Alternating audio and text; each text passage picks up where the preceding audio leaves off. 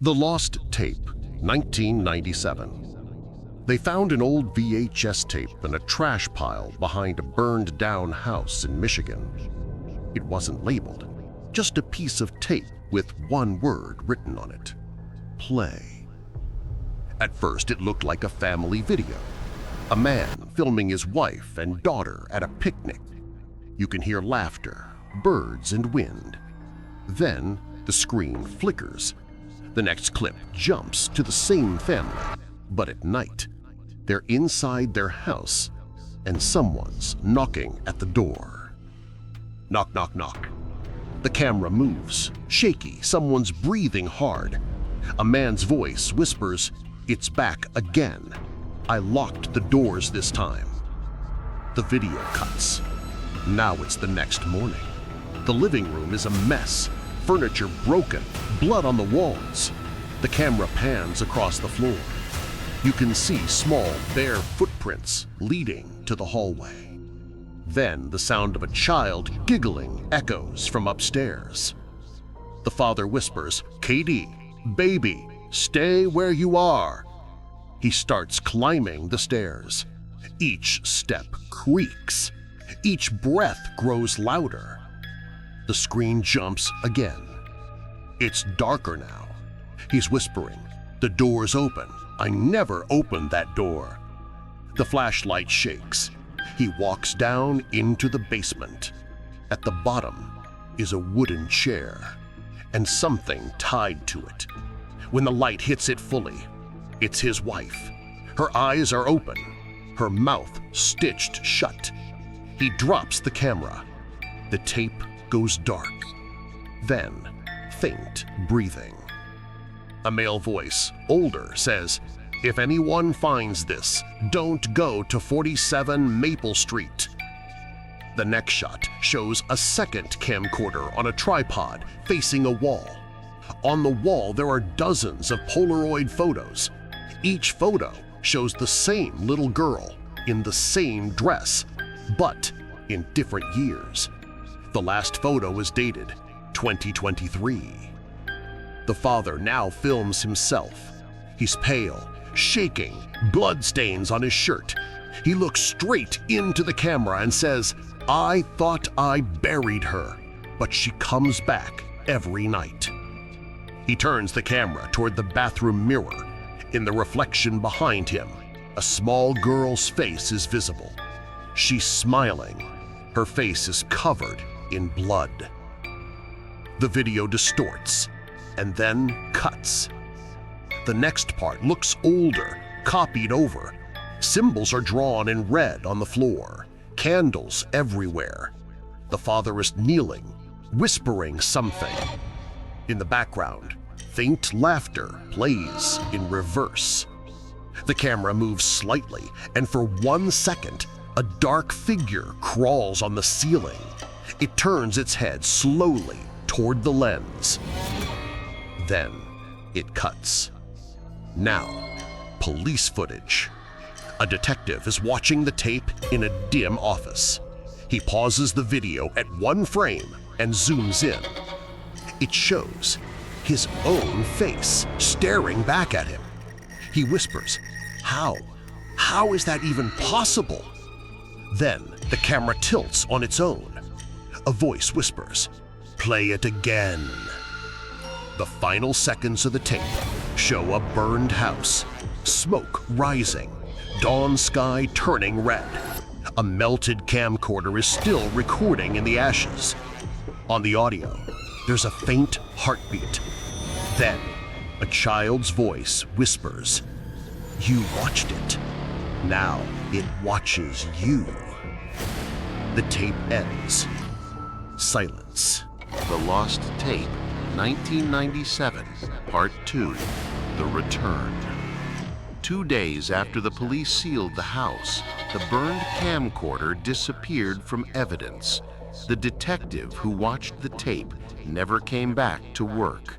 They said he quit, but his car was still parked in the lot, doors locked from the inside. Inside the car, the passenger seat was covered in soot, and on the dashboard, written with a finger in ash, were the words, play it again. A week later, a local journalist named Sarah found a copy of the same tape mailed to her office. No return address, no fingerprints, just a note inside the envelope that said, "Tell them the truth about room 7. She played it at midnight, alone in her apartment. The tape started differently this time. No family, no father, just static. Then the screen brightened to show a hospital hallway, flickering lights, and someone humming an old lullaby. The voice was faint, female, maybe a nurse. Sarah whispered, "This can't be real." As the camera panned, she noticed the hospital sign, Maple View Asylum. It had been shut down in 1979 after a fire killed 17 patients. But on the screen, everything looked alive. Monitors blinking, stretchers rolling, footsteps echoing in the dark. Then, something moved across the hallway. A nurse, in a blood-stained uniform, pushing an empty wheelchair. Her eyes were hollow, her face expressionless. The camera zoomed closer, and for a second, the nurse turned and looked straight into the lens. She whispered, "You shouldn't have watched it." Sarah froze.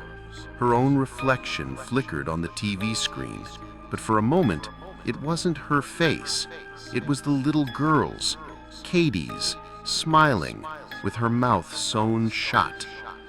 The video distorted, and Sarah screamed.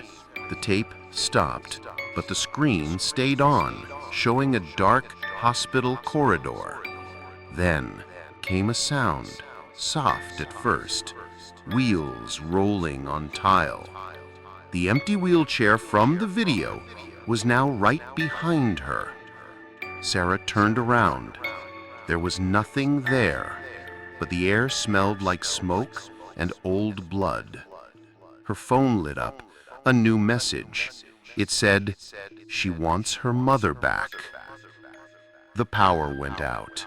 The TV turned itself on again. The tape started replaying, but this time the footage was different. The camera was in Sarah's apartment. She was sitting on the couch, sleeping. Someone was filming her. Her breathing grew heavier. She stood up, walked to the mirror, and whispered, "I can see her."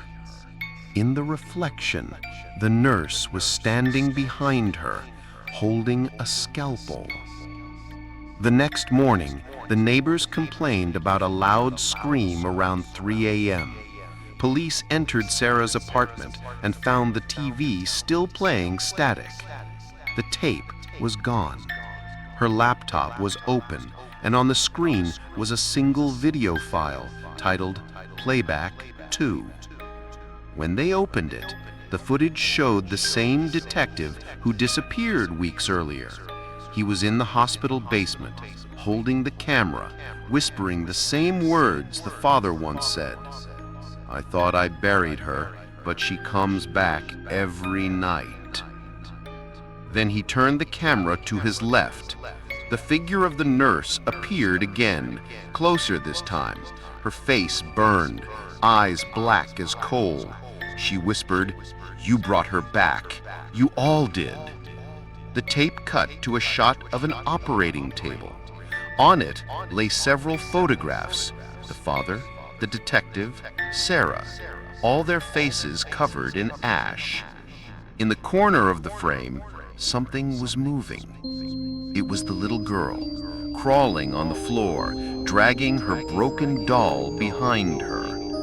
The sound of a heartbeat started slow, then grew faster and faster until it stopped. The final image was of a door, room 7, slightly open. From the darkness behind it, 2 eyes glowed red. Then a whisper, a child's voice, calm, distant, and cold. "She's awake now." Static. End of tape.